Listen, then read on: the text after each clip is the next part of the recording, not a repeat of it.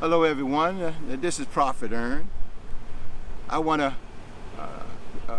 make this video based off a post that I put up on Facebook on the 2020 election, Choice for African Americans. And the post goes like this: which races are you going to vote for in the 2020 election? Joe Biden or Donald Trump? That's correct. No matter who wins, a racist will be in the White House. Before you shout out your answer, let me finish this video. Joe Biden has said that it's the duty of African Americans to vote for him. This is called using the race card. Why was it even necessary for him to have to use it? Is it because his African American record can't match that of the current racist president? If you was to Google Joe Biden's impact on African Americans while he was a senator, you will find out that there is no record of any accomplishments. He served in the Senate from 1973 to 2009, and there's not one accomplishment that elevated the status of African Americans. I would like to remind people why the racist Joe Biden was selected by President Obama. Joe Biden was selected for his ability to bring in the white votes because Obama had the black votes locked up. President Obama needed to balance his ticket in order to win enough white votes to win the presidential nomination. You have to give it to President Obama for being a genius. He was smart enough to place a racist on the ticket to win the white vote. Many of Obama's people thought that this decision would cause him the presidential nomination. Obama's people thought this decision would offend those African Americans, those voters that knew Joe's history. Joe Biden could not bring in the African American votes because he had no history of helping African Americans. To the contrary, his history was that of status quo, white, and therefore many whites would vote for him even if he was running with an African American. So the Obama-Biden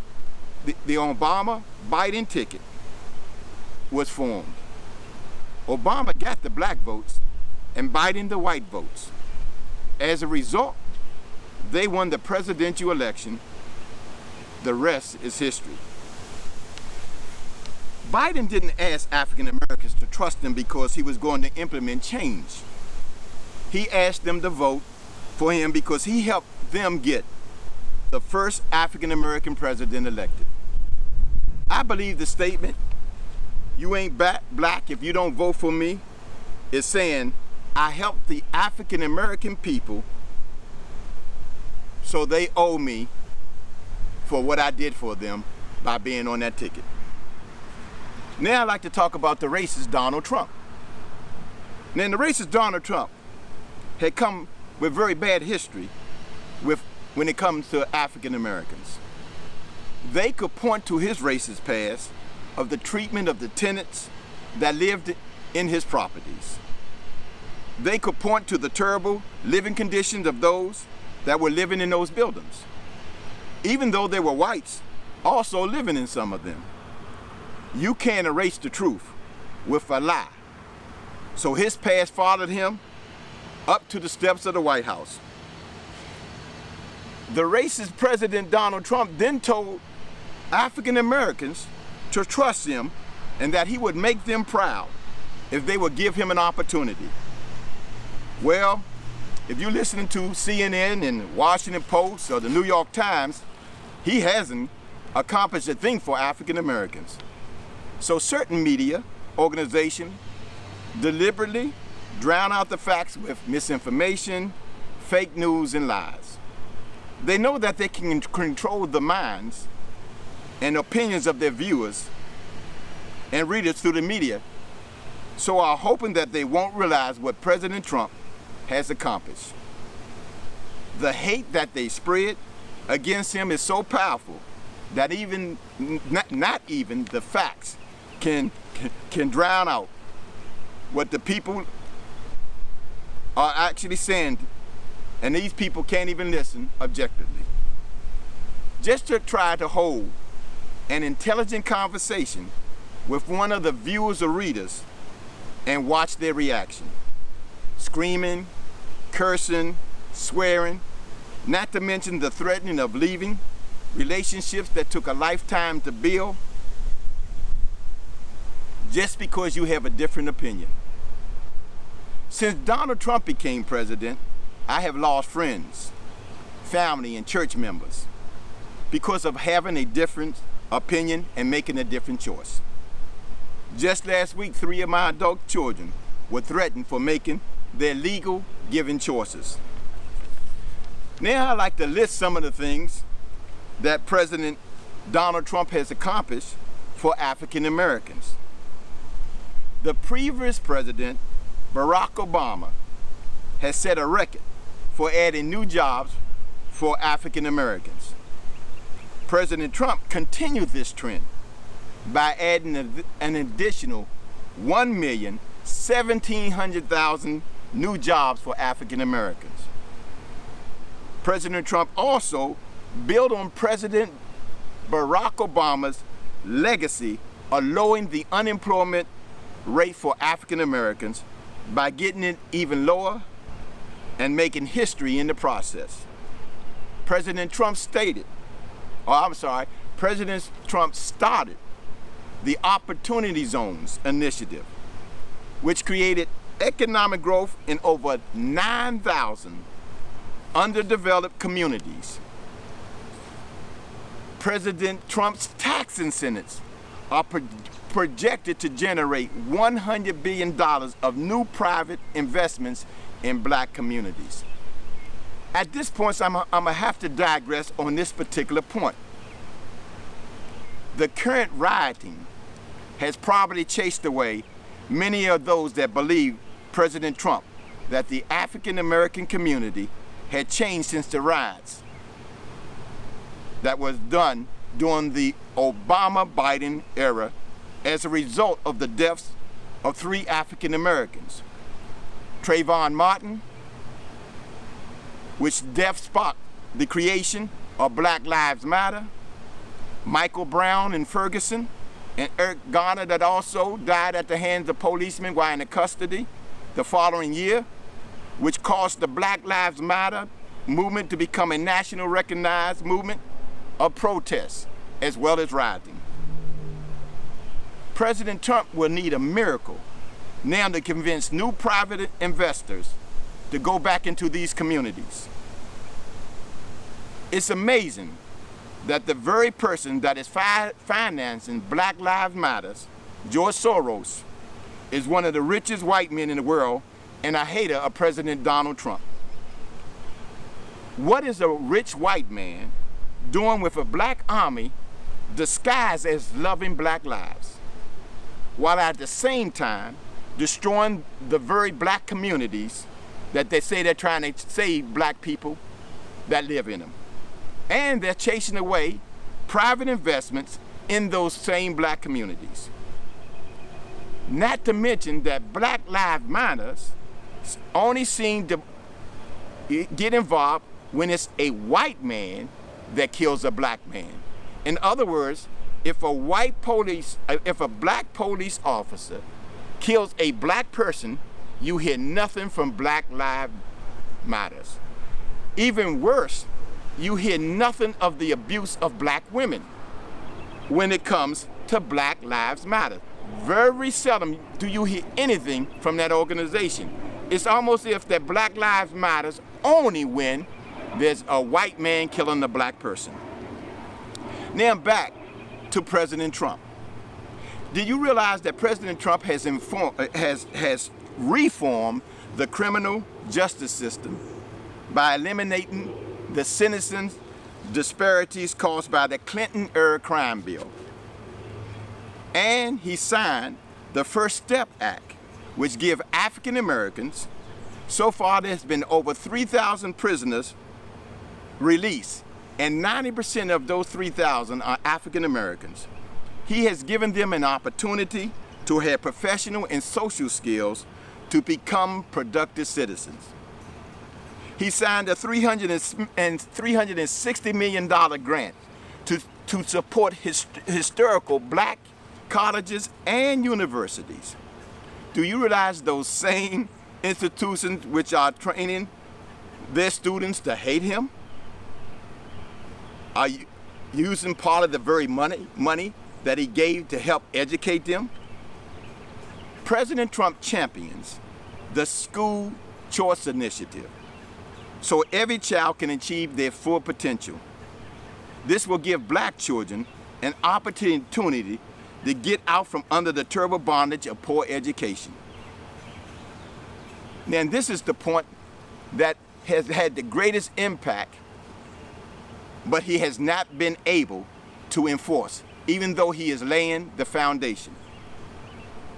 President Trump has championed the end of abortion by his appointment of 2 recent Supreme Court selections, because abortion impacts African America at a higher rate than any other population group. He is aware that over 19 million black babies have been aborted since 1973, Roe v. Wade Supreme Court ruling.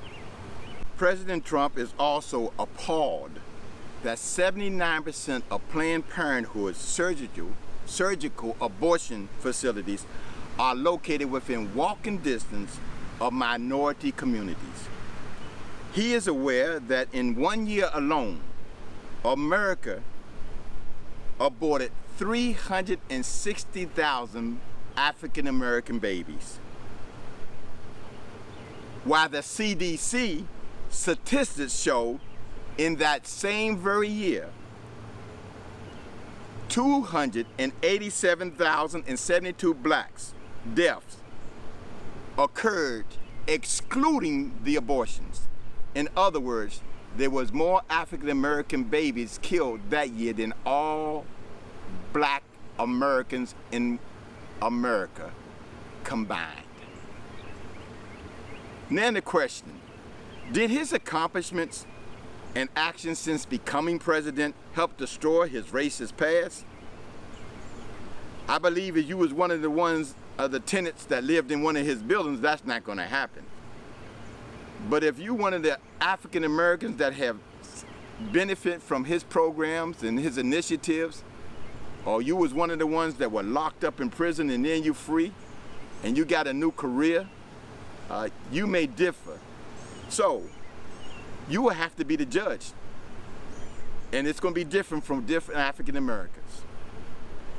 So back to my main talking point. There will be 2 races in 2020 on the particular presidential ticket.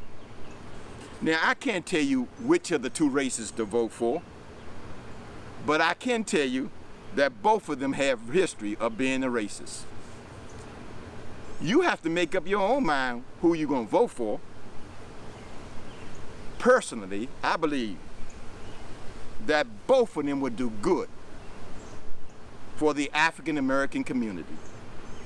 I believe that they both deserve an opportunity to present their cases before the African American communities without bias. So for me, the African American community can't lose during the 2020 election. Joe Biden's accomplishment is that he helped Barack Obama become the first African American president, and I am proud of Joe Biden for having the strength to stand on a ticket with an African American man despite the abuse and the things that were said about him during that time. I am proud of the strength that he had to endure.